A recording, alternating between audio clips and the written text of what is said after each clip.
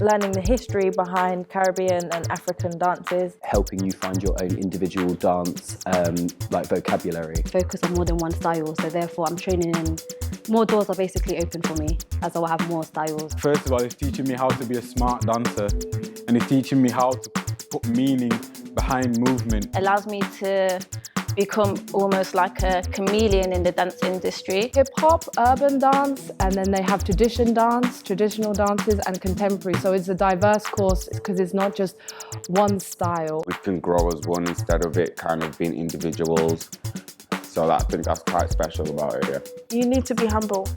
And if you're coming here and you want to learn, you are going to learn here. Technically, you're going to learn here. What I like about the course is being able to equip up-and-coming dancers in various dance movements where it influences their own vocabulary, and it gives them the freedom to choose from whichever language they want to choose from and create something unique.